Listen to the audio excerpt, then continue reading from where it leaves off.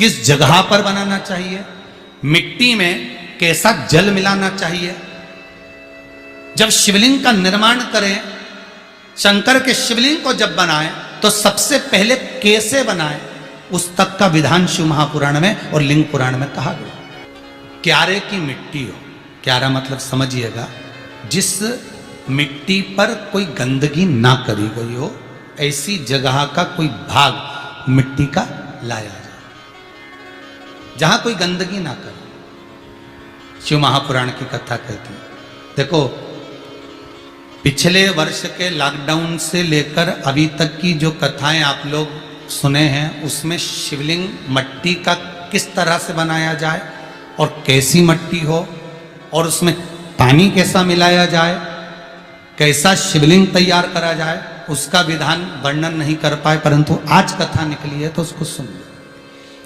क्यारे की मिट्टी, क्यारे की मिट्टी मतलब जिस मिट्टी पर कोई गंदगी ना करी गई हो, ऐसी जगह की मिट्टी को लेकर जाए और मिट्टी को लाने के बाद थोड़ा पानी का सींचन कर दें, अर्थात घर में लाएं तो उससे पहले मिट्टी को पवित्र करें। अपने घर में गंगा जल रखा हो, यमुना जल रखा हो, सरयू जी का जल रखा हो, उससे मिट्टी का सींचन कर दें। मान लो अगर ये जल नहीं भी है तो जल के अंदर थोड़ा सा इत्र डालकर मिट्टी का सींचन करें। अगर इत्र भी नहीं है तो जल के अंदर थोड़ा सा दूध डालकर मिट्टी का सींचन करें।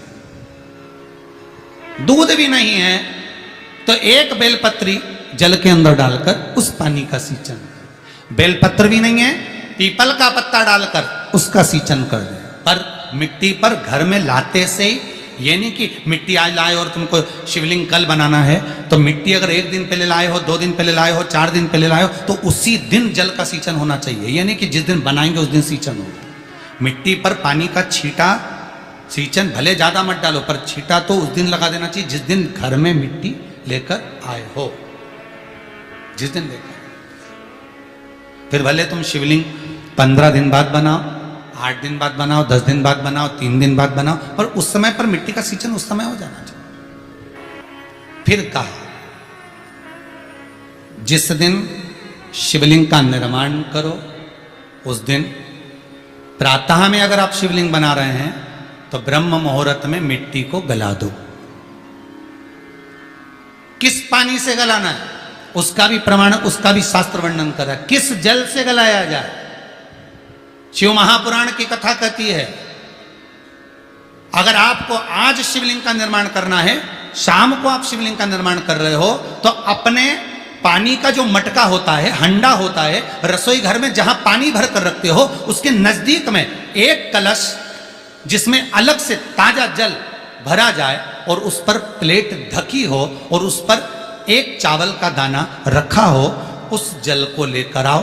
थोड़ी देर रखा रहे, आधा घंटा, 2 घंटा, 3 घंटा, 15 मिनट, 20 मिनट, पर वो पानी वहां रखा होना चाहिए। रसोई घर में अन्नपूर्णा का निवास होता है, परिंदे के पास पितरों का निवास होता है। अन्नपूर्णा, पित्र सब रसोई घर के भीतर विराजमान होते हैं। शास्त्र कहता है 33 कोटि देवता एक समय के लिए, एक क्षण के लिए हमारे रसोई घर में प्रवेश करते हैं। इसलिए रसोई घर को तुम पूरे घर को स्वच्छ रखो ना रखो, पूरे घर को तुम साफ रखो ना रखो, पर रसोई घर एकदम क्लीन होना चाहिए, साफ होना चाहिए, स्वच्छ होना चाहिए। आज के जमाने में तो खैर गया, पर पहले जब मट्टी के चूल्हे होते थे, जब चूल्हा बंद होता था तो उसको गीला कर कर, गोबर को या पानी में उसको गीला कर कर, एक कपड़े को गीला कर कर पूरे चौके को, रसोई घर को पोंछा जाता था। मिट्टी का होता था वो, तो भी उसको पोता लगाते थे। तो पहला क्रम है पार्थिव शिवलिंग का निर्माण। सावन के महीने में अगर आप शिवलिंग बनाते हैं, सोमवार को शिवलिंग बनाते हैं, तो नियम ध्यान रखिएगा, 2 दिन तक, 3 दिन तक मिट्टी रखी हुई है, और उसके बाद अगर आपने पानी का छींटा नहीं दिया है और आपने डायरेक्ट मिट्टी को गला दिया और उसके बाद बनाया, तो उसका कोई प्रमाण नहीं। जल का छींटा अवश्य। फिर उसको रख दें, 15 दिन बाद बनाओ, 4 दिन बाद बनाओ, 3 दिन बाद बनाओ, 2 दिन बाद बनाओ। शिवलिंग जब बनाओ तब उस मिट्टी को, जो कलश आपने रसोई घर में रखा है चावल का दाना रखकर प्लेट के ऊपर, अर्थात उस कलश का जल उस मिट्टी में थोड़ा सा डालिए। क्यों डाला जाता है उसका भी भाव वर्णन किया है। अब भविष्य पुराण, स्कंद पुराण और अग्नि पुराण, इन तीनों से ले लिया गया, वर्णन किया गया। जब उस कलश का जल हम डालते हैं तो उस कलश में पितरों का भाव आ जाता है, अन्नपूर्णा का भाव हो जाता है, घर में लक्ष्मी का भाव हो जाता है, संपदा का भाव हो जाता है।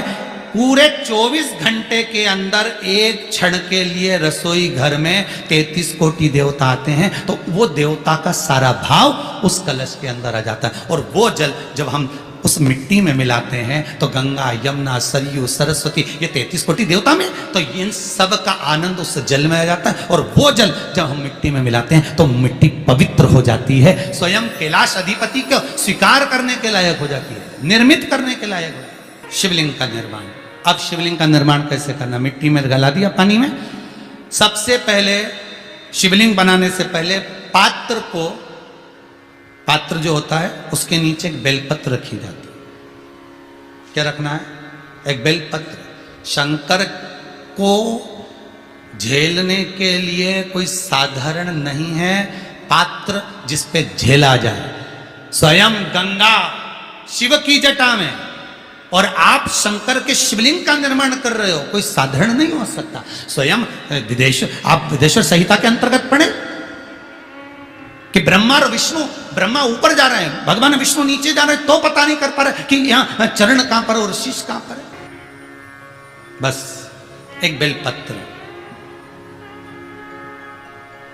साधारण भाव में बेलपत्र भी सीधा भाग, और इस बेलपत्र की जो डंडी है वो उत्तर दिशा में रखना है थाली के अंतर्गत। जब आप शिवलिंग का निर्माण करो उत्तर, इसके ऊपर जो गलाई हुई मिट्टी है वो डाल दीजिए। और डालने के बाद सबसे पहले शिवलिंग का स्वरूप बनाना। सबसे पहले नीचे की जलाधारी नहीं बनाना। क्या बनाना है? शिवलिंग का स्वरूप बनाना। बनाने के बाद उसी शिवलिंग के पास में और मिट्टी डाल लीजिए, फिर जलाधारी का निर्माण करें। फिर जलाधारी,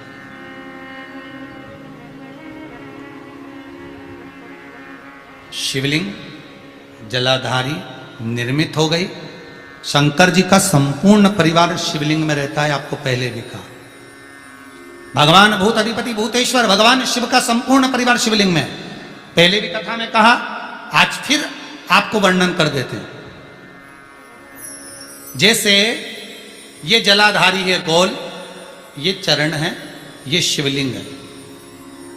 ये जो गोल भाग है जहां पर भगवान शंकर का शिवलिंग रखा है, ये पार्वती जी का हस्त कमल है। जहां से पानी नीचे गिर रहा है, इसके राइट भाग में श्री गणेश जी का स्थान, लेफ्ट भाग में श्री कार्तिकेय जी का स्थान।